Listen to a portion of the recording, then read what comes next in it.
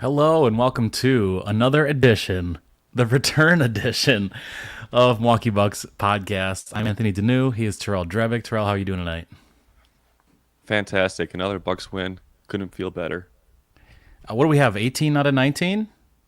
That's right. Let's keep the heater going. All right, so almost a triple double. This is the second time in this week that we've talked about a near triple double for a Bucks player. Giannis, of course, kind of feigning a shot at the end of the Wizards game to get a rebound, which that was then rescinded. He did not get a triple double. Brook tonight, I think, one block away, which is just insane to think about. A triple double with blocks. Of course, you see that with assists in today's NBA more often than we ever have before, but almost a 10 block triple double from Brook. I mean, 9 is a career high. He's had 8 3 times previously in his career. Talk a little bit about what Brook was able to do tonight. Yeah, I mean, we've seen there were three themes tonight. So we can talk about Bobby Portis in his first half. We can talk about the Bucks shooting in the first half compared to the second half, especially the three-pointers. But I'm glad you started with the Brook Lopez performance tonight. We're talking about a guy who had 24 points, 9 blocks tonight, almost a triple double. I believe the last person to have a triple double with blocks, I think it was Clint Capella. I think I heard Steve Novak say that in the broadcast, which that that shocked me. But I mean, the guy's tall enough to get blocks, and he's good at doing it too. So, but back to Brook Lopez, I mean, some of the highlights that they're showing us when you have all your starters and bench players shooting threes and making threes, you're just spreading out the offense and stretching the defense. And there were times where Brook Lopez, he'd go come up for a screen and roll and fake it, leak out to the rim, and it was one on one, and you had the weak side guard trying to defend that. It seems like it's automatic, and we've seen that a couple times tonight. So now we were talking about the first half compared to the second half. First half, a lot of three pointers, stretching the defense. Second half, a little bit of that change where we didn't see a lot of that Brook Lopez ground and pound game down low. That's probably because the 3 point shots weren't really falling in the second half. And I noticed that Brooklyn went to a 2-3 zone late in the fourth quarter just to surprise the Bucks. So overall, though, Brook Lopez coming around in March. Now let's think about this. We have mid-April. Mid-April is when the season ends. This is the time you want to start gelling. Now, if you're to say, "Oh, last year the Bucks they should have won the championship, but Middleton got hurt. That really killed us." You know what? I think Brook Lopez is the Middleton to this Bucks this year. If Brook Lopez, if he gets hurt late in the season or in the playoffs, I don't see the Bucks going very far in the playoffs. I think they would have a couple slip up games. Would you agree with that? I mean, Brook Lopez is a guy that he's changing. I think Steve Novak he touched on this. He's changing 17 shots a game. He's altering 17 shots a game. That's insane. That's crazy. That leads the NBA. Your thoughts? So many things with his offense and his defense. You touched on a lot there. Let's talk about the diversification, really, of his offensive game with the Bucks. Right, 4 or 5 years ago, he signs with the Bucks on a cheap deal, changed his game. He had just kind of began to shoot 3 pointers. Now he's one of the best 3 point shooting 7 footer that the league has ever seen. And I think at one point owned the record for most threes by a 7 footer. And it's just pretty wild what they've been able to do with him. But what I like the most is what they're doing now. Like you said, first half, lots of 3 pointers. Everyone hit one except Pat Connaughton out of the 9 players who played in the first half. Then in the second half, shots aren't falling. The Nets go on a huge run. We'll talk about how they completely switched up their lineups and who got minutes in the second half, which at first I thought they were waving the white flag. That was not the case, as we saw a close game down, at the end of the game and really from the third quarter on. What Brook has been able to do, though, in the second half when shots aren't falling, the outside shots, he is so tough to deal with inside. He is so smooth on the inside. It's pretty crazy. Like he kind of seemed like a slow plotting big guy forever, and I don't think that's really the case. He can still be one of the best low post scorers. He has put up over 20 points a game over his last handful of games. I think 6, 7 games. He's outscoring what Jokic has done. They're both been around that 20-point level. And then with tonight, I think Brook would exceed that 20-point average over his last 7 games. So he's really as good as any center there is in terms of production, and he is such an important part defensively that I kind of get what you're saying. Like we talked about Chris Middleton being the Batman to Giannis, the Robin to Giannis's Batman, right? Brook Lopez has become so increasingly important in this Buck system that I get what you're saying about how if he were to go down with an injury, the Bucks would be completely screwed. I mean, then you're stuck with Bobby, Giannis, as well as Myers Leonard playing the center position and trying to change the defense, and you're just not going to get that same output if you don't have Brook Lopez, playing the drop D, running things at the center position, seeing everything, calling things out. Giannis playing more of an off ball on a lesser offensive player, and the Bucks really being able to do what they do schematically in its full complement. Whereas this year, the Bucks are much more likely to be able to handle a Middleton injury, God forbid, with the things that and pieces that they've added on the wings this year compared to last year in the Celtics series where they lost in 7 games without Middleton. So Brook Lopez he's just become such a huge deal, and I think you're right. I think he might be is he the Bucks' second best player right now? I think this season he's been. I So can we do a 2A and 2B? All Because right, I think Drew Holiday, he's really come along this season. he's having his best year as a Buck. And I think I don't know who it was on the team. Maybe it was a coach. I just took him aside and said they kind of shook him and said, "Hey, Drew, we need you here. That the left-hand floater in the lane, you only do that twice or 3 times a game. We need that about 6 times a game."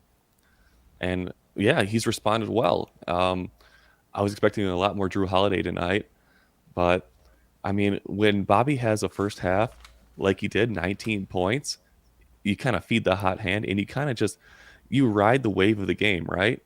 And the first wave was the Bobby Portis first half. Yeah, Bobby at halftime, 19 and 9, which is more than what he averages in points.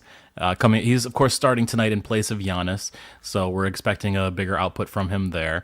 But to have basically what he averages in rebounds also in the first half was pretty incredible, and the Bucks just put on a show. They dominated the 3-point shot. I think they had 9 in the first quarter. Another handful in the second quarter, and all close to a 20-point lead at halftime. And yeah, it was absolutely the Bobby Portis show.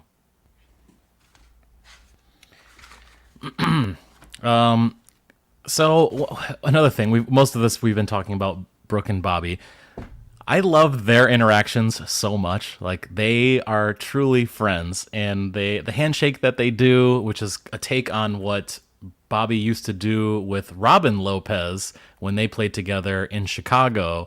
The kind of slap do a spin. They've changed that a little bit this year without the spin, but and just little things when there's a little miscue, just the laughter between the two. You can tell that those guys really enjoy each other, and that means so much when you have a team that likes each other. Like the camaraderie is so important when you're playing over 82 games over a 5 or 6 month span. Like, and you add in hopefully a ton of playoff games, potentially upwards of 20. We're hoping those things just matter. They matter, and when you have a team that likes each other, it's makes it, even just as a fan, it's more entertaining to watch. Yeah, you mentioned camaraderie. I think that's a good lead into the whole Jay Crowder signing. So I wrote a note down for tonight's game. I was like, Jay Crowder and Myers Leonard now on the team, but there's no Mamu. Do you think that factored into it? Like, okay, we signed Jay Crowder. We think he's an upgrade to Sandro, or maybe we think Myers Leonard is an upgrade to Sandro, or I guess, what do you think? What's your thoughts on that? Why did Sandro get waived? Because immediately the Spurs picked him up right away. You knew he was going to sign with the team. Yeah, I think there was something going on where the Bucks were potentially in talks. Now, this is something that happened post trade deadline, so it wasn't like there was actual some sort of negotiations necessarily.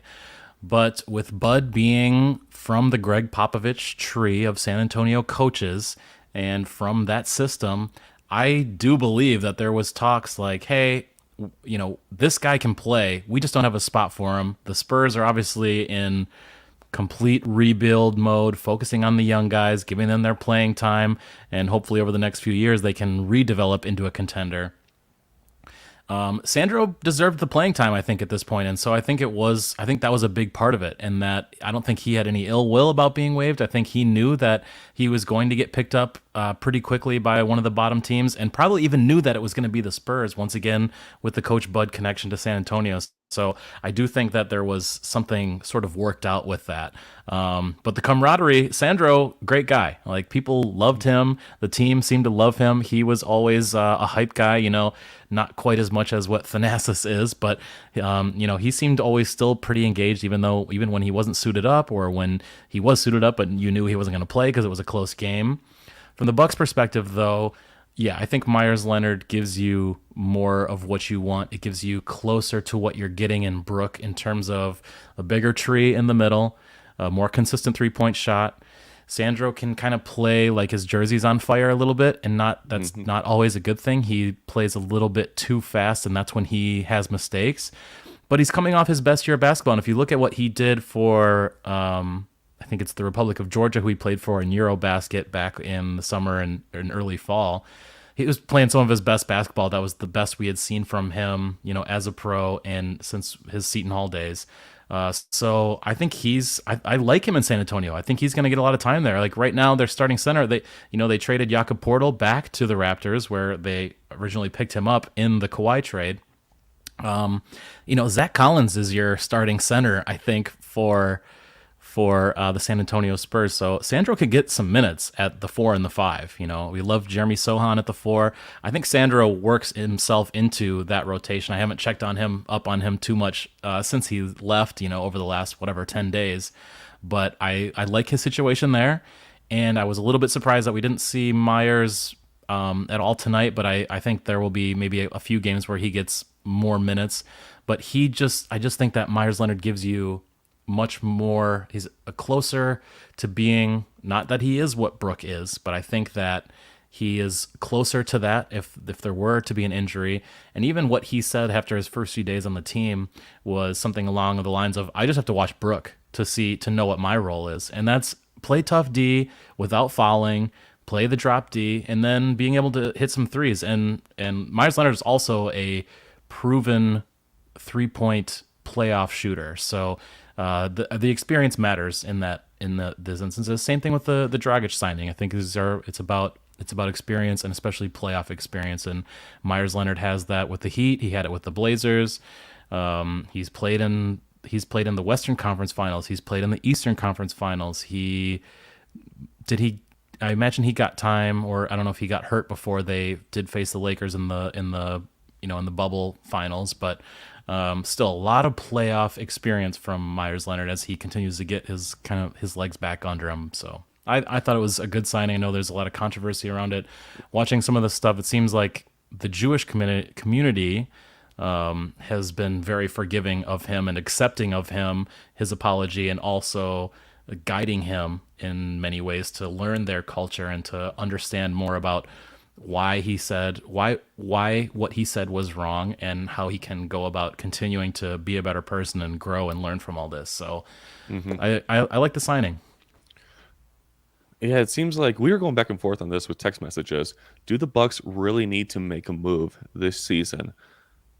I was kind of like, you know what? We got something going here. Signing Jay, making another move. I don't see it happening. Like, let's go with the team we have right now. And you were like, well, Jay brings a kind of different dynamic to the team. Like, this team is all about 3-point focus. We want to hit 3-pointers all day long, and Crowder has proven that. And I think what we were missing during that whole exchange of our text messages was that it's an 82 game season. it's called monotony. You got to break it up somehow. And it's kind of like if you sign a new guy or a couple new guys, it's like buying a new car or something. It's flashy for a couple months when you have it. And next thing you know, all you really need is for 4 months, 3 months. Yeah, I love Jay Crowder's fit with this team. I think against the Magic on Tuesday night, he had his best game of the season so far, 15 points, another no Giannis game. He's been coming off the bench. I like that. That's what PJ Tucker did up until in the playoffs of the championship run. Dante DiVincenzo got hurt against the Heat, and that's when PJ Tucker stepped into the starting role. So I like that Jay's been accepting of coming off the bench because he was a starter for the Suns the last few years. He's been a starter most places he's been.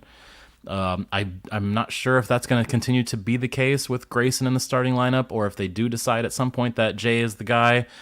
Chris has now started back-to-back games for the first time basically this season, certainly since early December when he made his debut, I think, against the Lakers on a Friday night and had a pretty awesome game.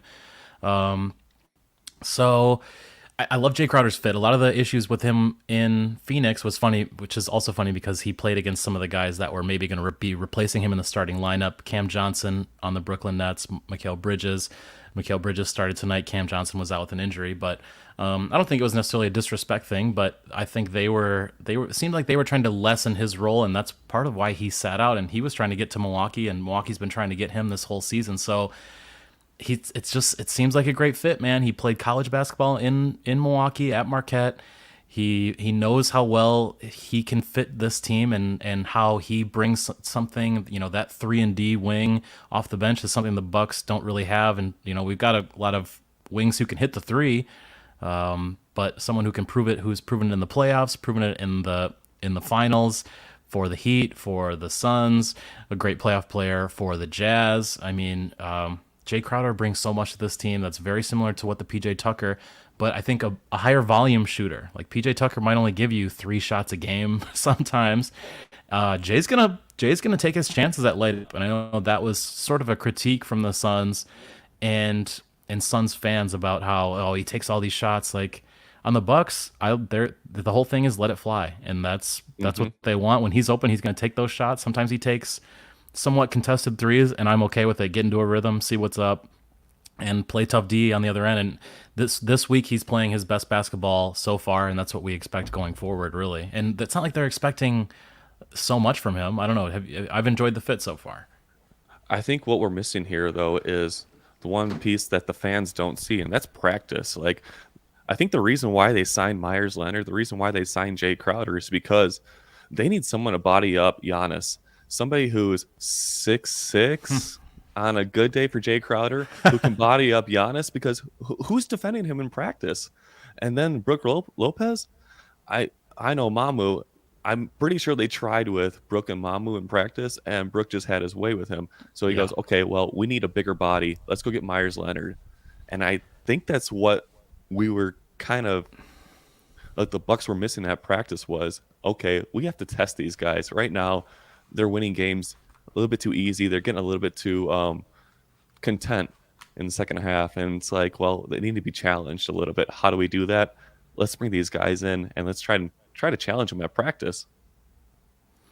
You make a great point on both of the cases of Jay and Myers, and I don't think I really considered that for practice purposes, but that is a big deal. Like Sandro Mamukelashvili doesn't quite have the size to compete with a Brook on that level, whereas a Myers Leonard does. And Giannis has gone up against Jay Crowder in the playoffs for the Heat and in the finals against the Suns. Like, he was the guy who had the job of guarding Giannis. So it's someone who has experience guarding Giannis, and Giannis has experience having him on him and gives him, he at least doesn't make it easy for Giannis. Like, he's going to make it as tough as possible. No one's going to really be a dominant defender against Giannis. I think that's silly to think. But if there's, Jay Crowder's one of the handful of guys that's not going to back down from that and is going to give Giannis all he can handle. And now you have that guy to go up against the Jaylen Browns and the Jason Tatums against the Celtics, or whoever the top wing players it might be when it comes down to the playoffs. So it's a huge deal. It's a huge signing. and I love both of them. I really do. And also, so Myers Leonard, Jay Crowder, and Dragic all played together for the Heat against the Bucks. Joe Ingles played with Jay Crowder on the Jazz. Now you also have Javon Carter, who played with Jay Crowder on the Suns against the Bucks in the finals. So there's and actually Grayson also might have been on that Jazz team with Joe Ingles and Jay Crowder. Or actually that there might have been a trade there that involved Jay and Grayson Allen from the Grizzlies to the Jazz. But or maybe they got traded together. I don't know. But anyway, there's you can see all the connections. Like a lot of these guys have played together in and typically in high leverage playoff situations. So I think those are important pieces as well that aren't necessarily being considered. Like once again, the camaraderie thing. It's a big deal.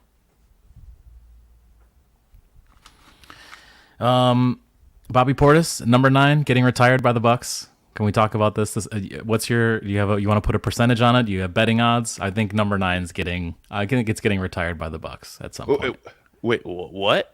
I think number 9, Bobby Portis, is getting his jersey retired by the Bucks in the future. That's what I felt at halftime tonight. That was like, oh, he's so good. This is the Bucks love him. The Bobby chants that Bobby's going to get his jersey retired in Milwaukee. You want to have what are your betting odds on it? Money line Yeah. plus $2. Okay. Not good. I Yeah, Bobby's fun. He's a fan player. Everybody One more loves him. title, man. One more title. I'm telling you, there's probably 4 guys who are getting their jerseys retired. We know Giannis is. We know Yep. Chris probably Chris will. will. Drew, Brooke, maybe 5 with Bobby. I don't know. I don't know, man. Very possible. I see it. What do you think of the Bucks continue to use the blue court? They do it when they're not wearing their blue jerseys, which I feel like I haven't seen their blue jerseys in weeks now. But I was also on a road trip where I wasn't able to see a few games over the last week or two. But they continue to use the blue court, and I'm wondering if they have some sort of either the streak that they were on when that was ended last Saturday, that maybe when they use the blue court, they haven't lost since like, I don't know, November, December or something like that. But it seems to be a little bit weird that they're using the blue court even when they're not using the matching blue jerseys. But I think there might be something there. Your thoughts? Do you like the blue Wait, court? did that happen tonight? They had the blue court tonight, and they wore Yeah. purple jerseys. They so I think it was it had something to do with International Women's Day or something, Okay. where they wanted to go all out with the blue court, the purple jerseys, and the I don't know who was announcing tonight. It sounded like it was Zora, but it wasn't. But maybe it was just a special. I That's the first time I've seen it this year. How about you? No, I've seen it. We've seen it a number of times so far.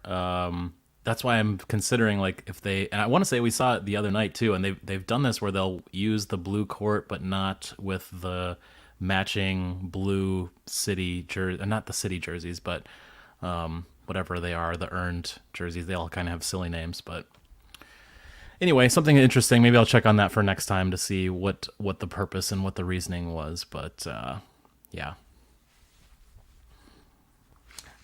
Okay. What? So, did you think that the Nets were waving the white flag by when they to start the second half when they're losing by 17 or so at half?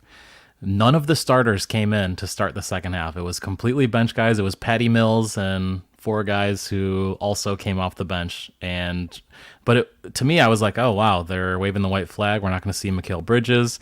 But the energy that these guys gave them got them back in the game. Like that was actually a huge part of it. I thought Jacques Vaughn did a really nice job with that and getting, sometimes just kind of, I don't know, it was a combination of sending his starters a message by not being ready or deciding to rest them because this game was not looking good, which apparently was talked about in terms of Mikal Bridges maybe having somewhat of a rest game based on how the game was going. So but I don't know. That was a really cool coaching move, I thought, by Jacques Vaughn, which got them back into the game pretty much right away. The energy that they had forced the Bucks to call a timeout, and the Nets were right there all the way through the end of the game. It was Tonight was the strangest game I've ever seen. You talking about the Bucks going up 22 points, with 14 threes in the first half. And then you look at the box score and you go, "Oh, the Bucks, they won 1 quarter tonight." Usually when you look at a game, you should win 3 out of 4 quarters. That usually means that the team's probably gonna go on and win. If you win 2 quarters, okay, it makes sense. It's gonna be a close game, but that team is like the favorite is probably gonna go on to win. Tonight, the strangest thing, the Bucks won 1 quarter, and that was the first quarter. They had a dominant first quarter. And then I don't know what it was, but Coach Vaughn goes, "You know what? Joe Harris, Bridges, Curry, we didn't see Curry at all. You know No. what? Your effort is not very good. So I'm going to try to play these two-way 10-day contract guys like Nerlens Noel." Yep. And next thing you know, they make it a game. It's a 2-point game all of a sudden. And what surprises me was Curry, you know what? We're going to keep you on the bench. Joe Harris, we're going to keep you on the bench. All those starters, it's like Yeah. if you want to go out and win the game, put some real talent on the court and actually go out and win the game. But I do think he was sending a message saying, you know what, boys, if you want effort, there it is right there. Bench players. They had at 1.96 points on the bench. Which in it was not an overtime game. This ended in regulation, but that is a season high for any team this year in the NBA for points off the bench. Cam Thomas, man, that guy can go, have 40 points one game and not play at all the next game.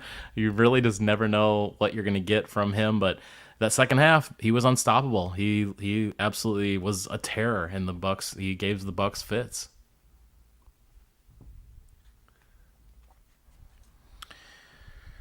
You're okay. One thing I wanted to ask you about before we get out of here, and we'll wrap things up here. The Grayson foul, the Grayson 3-point shot in the corner, followed by Cam Thomas, and it was called a foul. Grayson was going to go to the line to shoot three. He was hit on the hand, but this was reviewed by the Nets. They chose to use their review on this particular play, even though it's very clear that Grayson got hit in the hand, but it was overturned and then a jump ball. So, what was your thought on that? Can you run me through that, or maybe you understand the rules better on that one? You think I understand the rules? I learned two new things tonight. Okay, so that first one with the Grayson shot, Yeah, apparently the ball left his hands, and which then the means foul that occurred. which means that then you can clap, you can kind of almost like give a high five in that regard. But I don't know, it just But looked like he slapped his hand after the shot. The shot was still on the way. I don't know. but if that's a foul, it should be a side out or baseline foul where you throw it in. I don't know why they did a jump ball. I got to read more of the rules of the NBA, but and also that seems like continuation. You're holding the gooseneck and someone hits your hand. Come on. Yeah, yeah, I thought that was a little weird. And now the overturn with Brooke Lopez and his eighth block of the night. I thought that was the turning point because Brooke he blocked it, got the own rebound back, which meant you know what? It's kind of like a fumble in the NFL where the team was like, I don't know if this is a fumble or not, but I'm going to pick it up anyways. I thought that was the turning point. It gave the Bucks the ball back. Grayson Allen did the Steve Novak called it the Michael Jordan move. All it was a pump fake and under the rim and a layup. Let's not get carried away here. It's Grayson Allen. So Grayson hit that layup, and then the next series down, Drew hit the left-handed floater, and I thought that brought more of a cushion to the Bucks, and they could kind of control the game a little bit more. So I thought that was the turning point, like 3 minutes left or so. But yeah, it seems like in the NBA, you learn new rules every day, doesn't it? Yeah, I'm hoping that something changes with that, and I haven't been a fan of NBA officiating for quite a long time, and I really hope that. I think there were some rule changes over the summer that made the game better. The take foul change has created faster pace, more fast breaks. That's a lot more fun.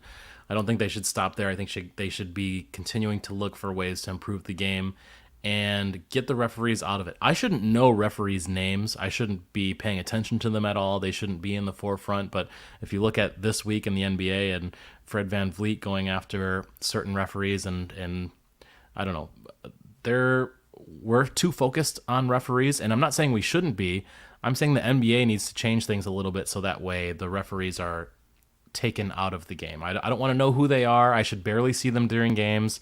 It should be just when a very necessary foul is called. The league maybe needs to write rules that, I don't know, maybe be a little bit more descriptive with the language so things are a little bit more clear, a lot more clear. And that way you don't have things being interpreted differently by different crews and different referees and different games and different nights and not really knowing what you're going to get game to game. Yeah, I agree with all of that because it seems like I don't know when this change happened. Maybe it was like this year or last year, but the continuation foul, they don't blow the whistle right away. The foul happens, and then they wait to see if the ball goes in the hoop, and then they blow the whistle. And if it doesn't go in the hoop, and they're like, okay, well, it didn't really affect the shot, so we're not going to blow the whistle. Like that happens this year. Like a foul is a foul, right? Yes, I guess my response to that would be that if players are taught to play to the whistle and then a whistle is blown, but then a player can continue, do the continuation and be able to take a shot, you know, at the end of that or even after, then I don't know. That's one of the things though. The letter of the rules and things, how things are written out and descripted and even enacted by referees, it needs to be changed. It needs to be tweaked, absolutely. Bucks Warriors on Saturday. Hopefully we can get a Giannis return. I'd love to see both teams at full strength. That was my pick for the finals last year and my pick for the finals this year. So hoping that Saturday night we get the full complement of players. I want to see everybody healthy, and hopefully we get really, a fun, intense game that maybe a potential finals matchup preview. Yeah, you're talking about two teams that play the same style of basketball. A lot of three-pointers. I believe Steph Curry went off for 29 points tonight. Jordan Poole, 22 points. Didn't look at the box score, but let's just assume that they were shooting threes like crazy. So, yeah, it's going to be a great matchup. I think it's going to be a finals preview. Would you agree? I do agree. That was my pick at the beginning of the year. The Pelicans are sneaky. I still wonder if they have a nice run in them if they can get healthy. But The Pelicans? I know. Really? Most people I say know. like the Nuggets. Okay. No, I'd put Clippers above the Nuggets. I know that one's also a little bit weird, but those are my feelings. But also with Saturday's matchup, these are the last two NBA champions. You had the Warriors win it last year and the Bucks in 21. So hoping that we once again get a healthy full complement or close to complement of players. So, Terrell, any final thoughts before we get out of here? Big road series coming up, so I would expect playing a bunch of Western teams that we're not going to see Giannis because of the sore hand. Maybe one game or two. Maybe Chris Middleton, one game out of the 3-game series. And Drew Holiday, let's give him a couple days off. He deserves a game here and there of rest. Yeah, I think they have 3 and 4 days, starting with Saturday, and then a couple games on Monday and Tuesday with the back-to-back. So I think Denver is the second of the back-to-back on Tuesday. So we'll see what we get. I know it's not going to be all players playing all games, and the Bucks definitely deserve some off days. So hopefully that Monday game, I don't know if that's Sacramento or Salt Lake. That's the game I'm hoping that they would rest their players and that we could get maybe an MVP versus MVP matchup Tuesday night, and then once again a finals preview this Saturday, and Monday be the rest day. So we'll see though. We'll be back next week, if not sooner. Stay tuned. Check us out on Twitter at Bucks_podcast. Thank you so much for tuning in. We got our YouTube page up and running, so please follow us through that if that's easiest for you. And like, subscribe, rate, review. Follow us on Twitter. Do what you got to do. All right, folks. Thanks so much. Have a good night.